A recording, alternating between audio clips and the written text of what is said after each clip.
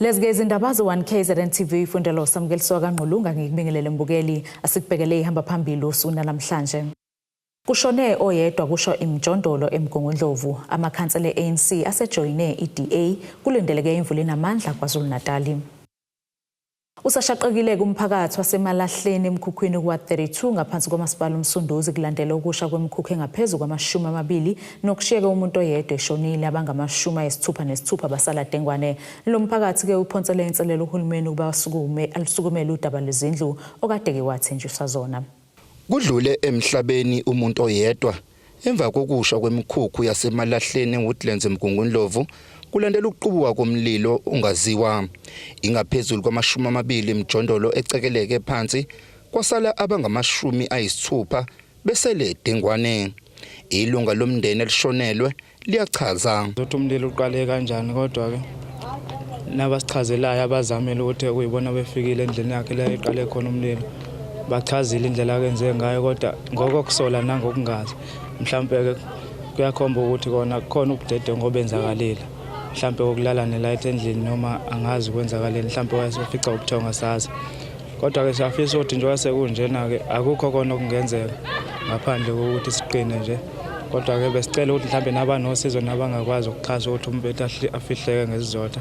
Omunye wesisulu uzwakalisa ukuphatheka kabi kwakhe ngokungasheshiswa kohlelo lokwakhelwa kwabo izindlu njengoba behlala kule mkhukhu.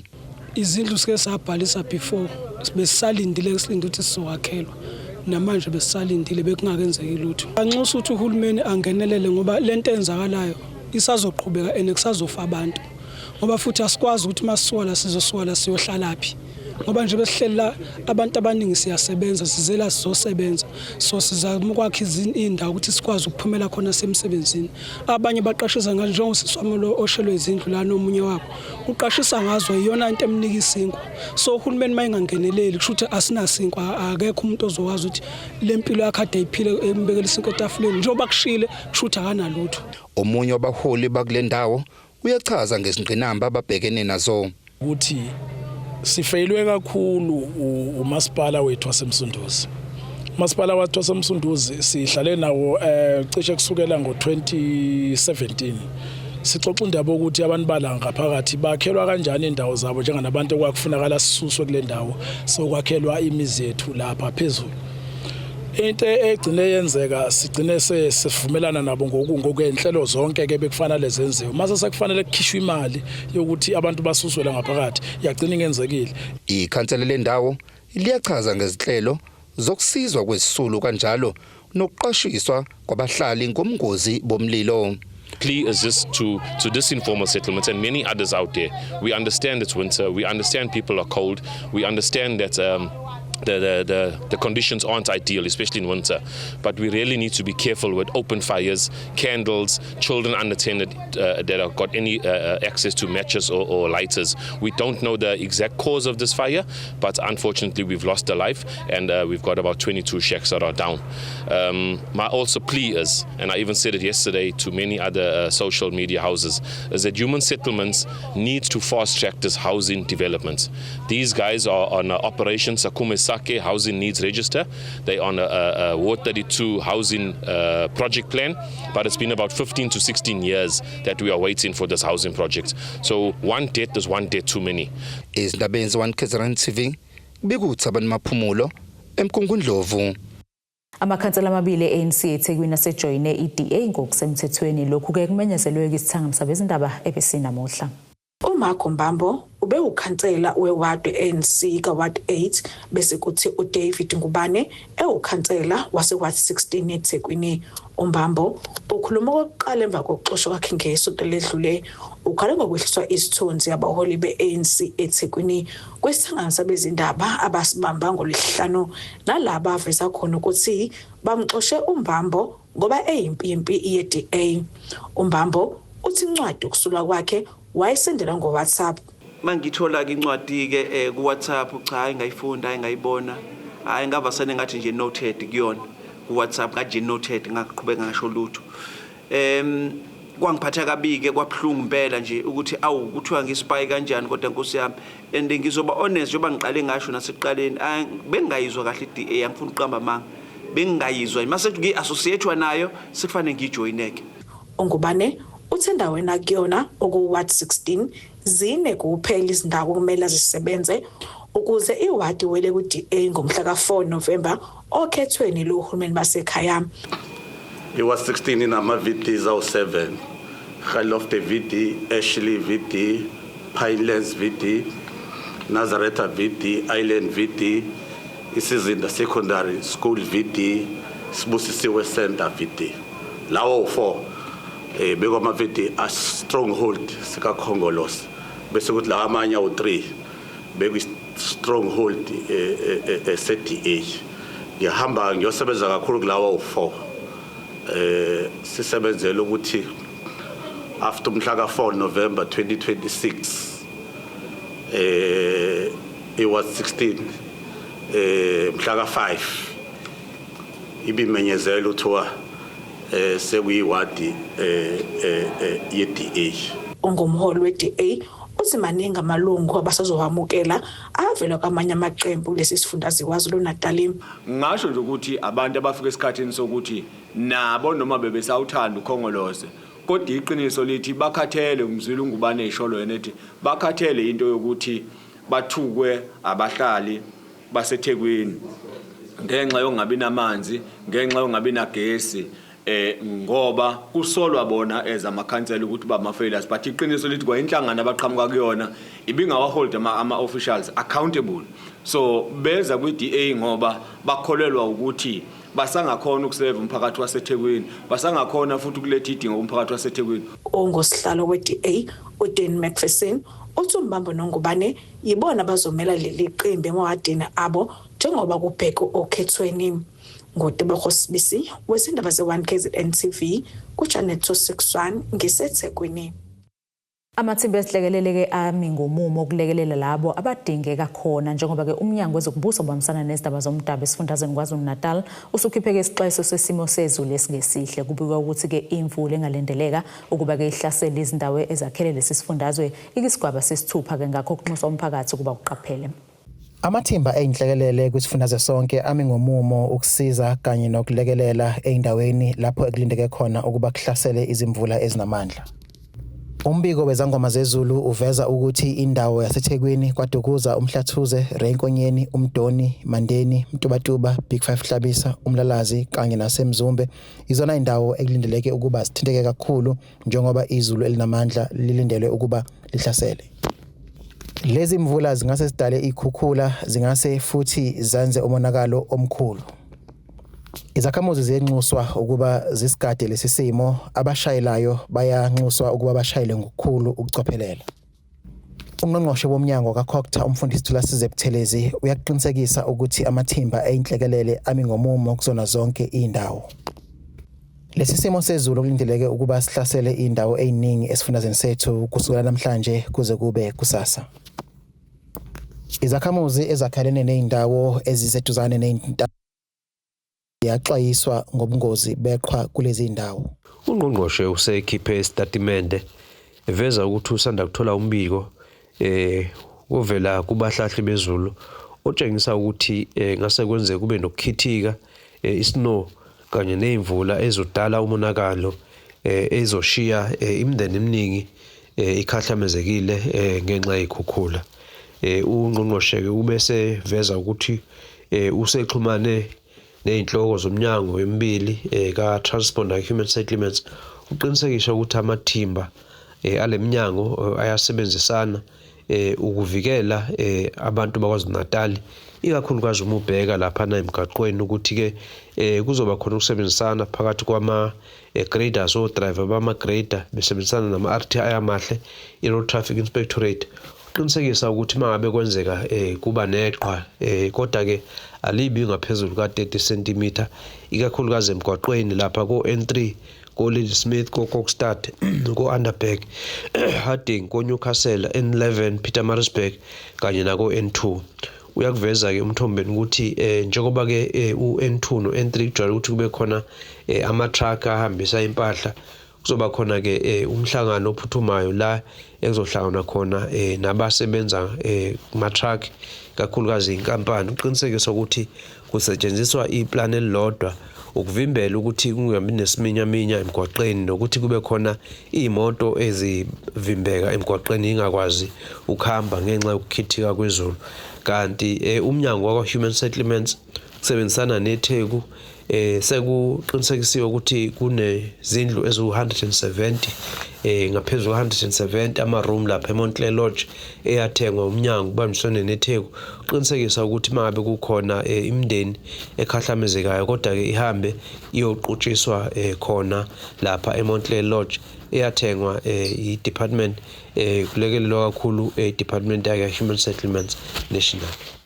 Umyaka masipala umlalazi uQueen Mxulu uphonseleke inselela amadoda ukuthi ke likhulu iqhaza okumele ke alibambe ukuvikela besifazane nezingane kanye nokunqanda ke ubugebengu. Uxulu usho kanje ngesikhathi ke singethe umcimbi wembizi yamadoda okuhloseke ngawo ukudodisa amadoda endawo kwamaqhwakazi eShowe.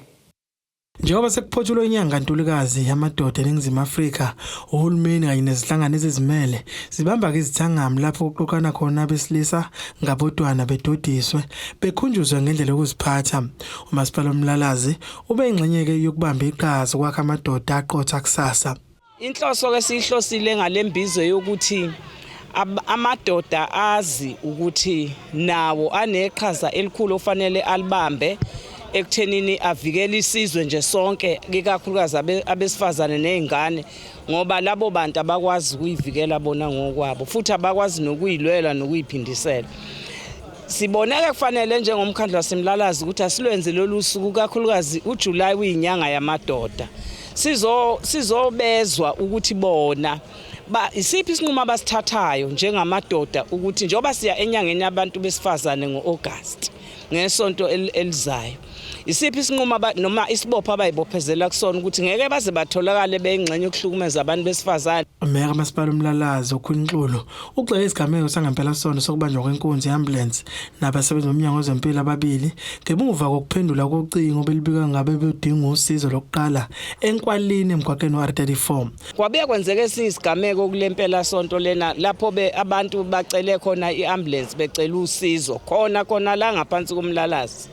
Manje na ke yonke lento ke ithi enhlizweni yami njengomeya wasemlalazi siyafanele ukuxoxa nangayo ngoba kuthi maku lobu bugebengu bokuthi kubizwe ambulance kanti akekho umuntu olimele ngenxa ukuthi bahlose ukuzokwenza ubugebengu.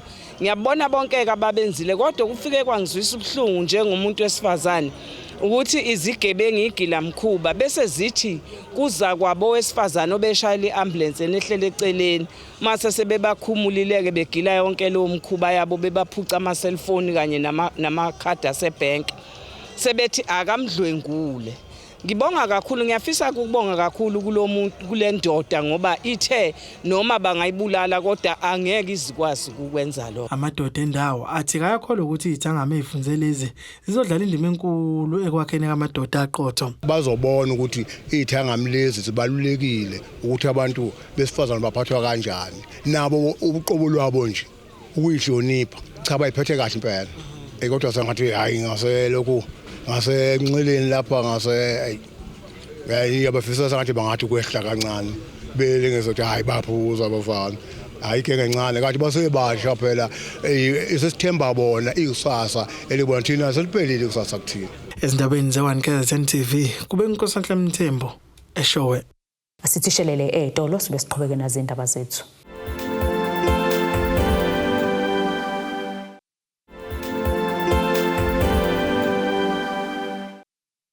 Sikwamukele mbukeli ubukele indaba ze1 KZN TV nazi kuyizona ehamba phambili osukwini namhlanje. Kushone oyedwa kusho imjondolo eMgongondlovu amakhansela ANC asejoyine iDA kulindeleke imvula enamandla kwaZulu-Natal.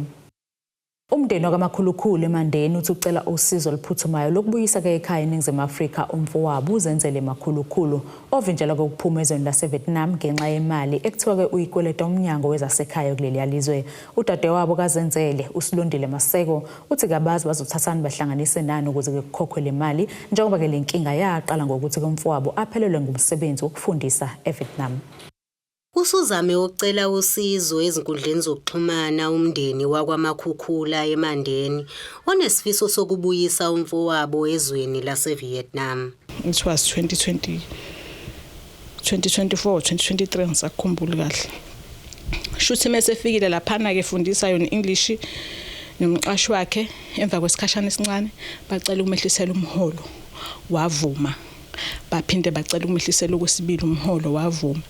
Sebefuna ukumehlisela umholo okwesithathu base beyagejana ke nomqashi wakhe. Umqashi ke wase destroyer ivisa yengane. Yaqala lapho ke inkinga u2024 kwaku uNovember. So yena uqale ukusazisa last year 2025 February ukuthi nakho enenkinga. Saqala lapho ke ukuzama ukuthi abuye ngoba ngareporta kubaholi bakamasipala khona la eMandeni badonate futhi. uMaseko uthi okubakhathaza kakhulu ukuthi njalo mebehambisa imali bafika sekuthiwa imali ekweledwayo isikhuphukile. Ke shuthi inkinga iqale ukuthi yena aqale abhukhe iflight ticket engakayenzi iprocess ye-exit visa. Kanti uzothi esekuleyo process ye-exit visa antina inama delays ayo. Ithikithi laze lacwilake kwaze wacwila nelesibili futhi. Namanje uyasho ukuthi ku system yabo lapha eVietnam le mali yacwila yavela e34,000 ngoba ithikithi lilodwa lu17k lacwilake ke. Sesiqala phansi futhi manje ukuthi siyazama ukuthi abuye kwaze kwapostwa ke kwelinye page ku Facebook. Sawathola ama donations kubahlali bala South Africa. Uma eseya kona yilo mali leyo ekuyena base bechecka ukuthi kade ehlala lapho sonke lesikhathi engasenayo ivisa. Waseyachaza ukuthi ubihlala kanjani bebemcuphisa kabangani ama student kade efunda nawo before lapha e-university. Base bethi ke bazo-eda ama charges ukuthi kade ihleli kodwa engasenayo imvume yokuba lapha ba-eda u15,000 ngaphezulu. Yilo 15,000 ke ngizama njengamanje. Eqinisekisa isimo abhekene naso. Uzenzele uthi kunzima nokuthola usizo emahhovisini enxusa laseNingizimu Afrika ezweni laseVietnam. Lude kakhulu udaba but ngizozama ukuthi ngisummarize. So kuko konke ke kuwe yonke process o embassy ngikhumana nabo. Embassy unfortunately they said they cannot interfere with imithetho kahulumeni waseVietnam. Mina nje okumele ngikwenze ukuthi bathi bona bangiguide. Yes, they did guide me but I just need to have imali ye fine. Ngibe nemali ethikithi ngihambe nge-immigration ngifike ngikhokhe banginezele i-exit visa ngihambe, of which I did, only to find out ukuthi i-information ababanginikeza ngayo isikhathi se-exit visa ukuthi ithatha isikhathi esingakanani kuyi-process. Ntando yenkosi Dlamini ezindabeni ze-1 KZN TV. Ngibika ngisemandeni. Inhlangano yomphakathi engenzi inzuzo esilethe ukukhanya foundation ichitheke imizuzu engama-67 kaMandela ngokuthi ke ibuyisele emphakathini ngokulekelela umkhulu waseMhlathuze village onokukhubazeka ke ngokuthi bamlimele baphinde ke batshale isitshalo. Uhlalo walenhlangano Sibonelo Magwaza uthi ngalokhu bahlose ukuthi ke beqhubeke nomsebenzi yokusiza umphakathi kakhulukazi labo baphila nokukhubazeka. Ilokhu ke iqhubeke njalo ke imbungazo yokuhlonipha lo wayengumongameli wokuqala wentando yeningi kulelo Nelson Mandela njoba inyanga kaJuly ithathwa njengaleyo ehlonishwayo kuleli ngamagalelo ke akhe nangosuku asuke azala ngayo inyanga kaJuly. Namhlanje ke inhlangano engenzi inzuzo isilethe ukukhanya foundation ihambele kumndeni wakaMlangeni nalapho ke beyokwenza u67 minutes wabo ukubungaza nje lolu suku. Inhloso yabo bathi ke ukubuyisela emphakathini nokusiza labo abangwazi ukusenzela. Namhlanje echuze ukuthi ivakashele umuzwa kwaMlangeni okubaba one disability ukuthi sizo celebrate iMandela Day ukuze sowazi ukuthi simenzele ingadi, senze ingadi nje organic, siphinde nomphakathi nje obukhona nje na ufunde ukwenza ingadi ukuthi even nasemakhaya bengawenza one garden, one home one garden, so ukuze sowazi ukuthi sithole ukudla okunempilo. So nje namhlanje sizo celebrate nje naye ukuthi akayithole nje ukudla okunempilo ngoba siyazi ukuthi emlandweni uma sizwa ngotata uMandela ukuthi benza izinto ezinhle. So le nhlangano izinhloso yayo ukufundisa umphakathi ikakhulukazi ke ngokukhubazeka ukuthi abantu abanokukhubazeka baphathwa kanjani futhi ke yipi indlela akumele ke bebaphathe ngayo emphakathini kusukela ke emsebenzini ezikoleni nanendlela nje abaphila ngayo baqonde ukuthi nabo bangabantu abaphilayo. Umyalezo esiwuthumelayo emphakathini especially lo esikuona njengamanje eDumisani Makhaya Village wa 24 kungukuthi ngoba siyazi ukuthi ikakhulukazi abantu okay mina nje since lokungafika nje kule ndawo awekho ama programs o mhlawumbe usizo engingalibona olibhekene nabantu abane disability. So sengithe njoba last week besenze disability walk soqwashisa nje ngawo ukukhubazeka ukuthi umuntu okhubazekile uyakhona ukwenza izinto eziningi. Umkhulu Mlangeni ujabulele kusuku namhlanje wabonga wathi ke lokhu kusho likhulu kuye ukuthi ke bamkhumbule ngalolu suku bakwenze nakwabanye. Ngithi ake ngibongele nami bese ngibona nomphakathi bengilindele ukuthi ngasube khona kodwa ngathoka sebekhona. La kusesibona namba kwa TV hayi siyabonga intokozo enkulu lokho abangenzela khona namhlanje singathi nabanye bengakuthola okufana na. Bathese imiyezana abafundi bebenza isifundo ze-life skills endaweni yasenhlangwini e-High Flats. Usifiso Dubo wenhlangano izinhle Rise and Shine Youth Development uthi ke uhlelo lwabo lulekelela ukuqoqa intsha ehuvanze emgwaqeni engagcina ke isizibandakanya nezenzo eshabalalisa ikusasa. Uthi ke bahlinzeka ngezifundo ezibuyisa isimilo nokuzethemba entsheni. Inhlangano engenza inzuzo izinhle Rise and Shine Youth Development ithi ihlinzeka ngezifundo ezidlala indima eqoqeni intsha ehuvanze emgaqweni. Lezi zifundo zisize ekutheni intsha ingazitholi sizibandakanya nezenzo ezishabalalisa ikusasa. Le nhlangano inikezele ngezitifiketi kulabo bafundi asebephothula izifundo zabo endaweni yasenhlangwini eHigh Flats. Owale nhlangano uyachaza. Senza i-short course ama life skills. So basically it's an organization, it uplifts youth ukuthi ilokhuza ama skills ayo as far as impilo is concerned. We equip youth ukuthi ibe nama skills ekutholeni umsebenzi and then moving forward, because inkosi yala yayiba another picture ukuthi youth yala not nje just yala but South Africa yonke in that lack of those skills. Even if sebeyitholile umsebenzi, it's hard to keep a job, kunzima nokuthola even umsebenzi. Uchaza kabanzi ngabe bekufundisa. Number one, communication, it's one of the best skills that as a specializer kuzona, because most of our courses they require umuntu on a communication skill, and then we also equip ukuthi ukwazi ukuvisualize into before we born, because we feel ukuthi most of the people they just do things without visualizing. And as far as we feel ukuthi kune youth ekwazi ukuthi iphathe imali but then ivele spend kanjalo ke, and as far as the behavior is concerned abo teenage pregnancy we try by all means ukuthi si equip a youth ukuthi how to manage these things.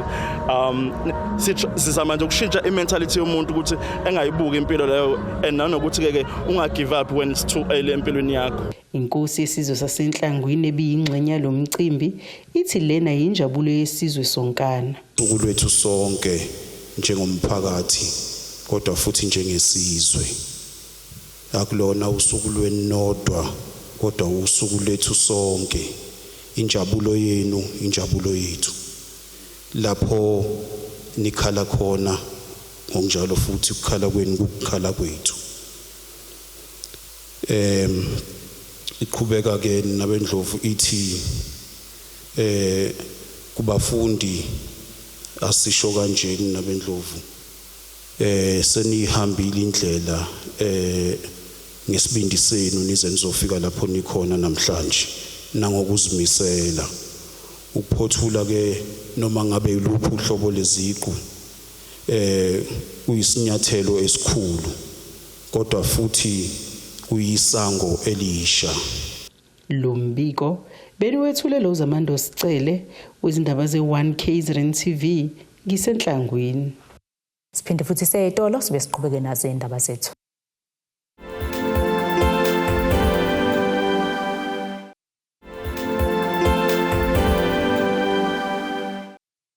Asiphinde ke sikwamukele mbukeli usabukelo zona indaba ze1 KZN TV. Sikukhumbuze ke bekuyizona behamba phambili osukwini la namhlanje. Kushone oyedwa kusho imjondolo eMgongondlovu amakhansela ANC asejoyine iDA kulindeleke imvula enamandla kwaZulu Natal. Ake sibheke ngosini yezomnotho.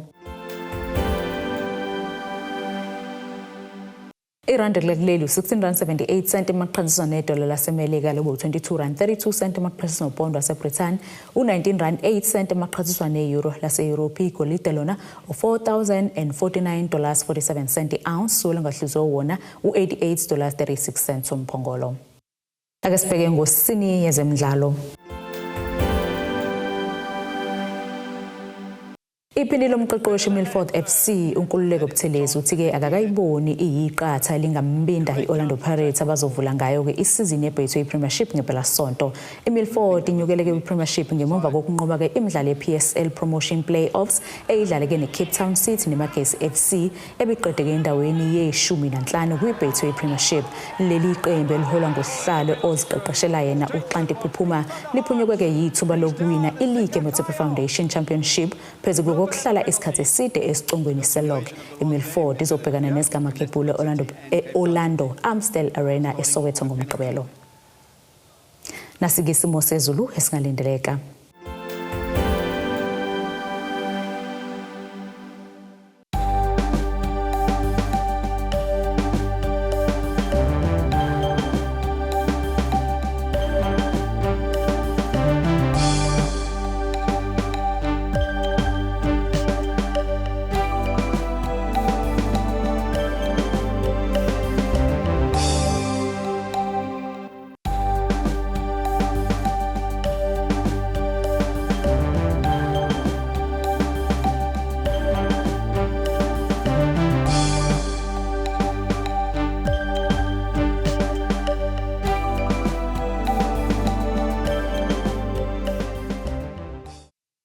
Bukeliza akuqe bese kuphathele zona usuku namhlanje. Mina nawe ke sohlangana kusasa futhi ngasesikhathi esifanayo.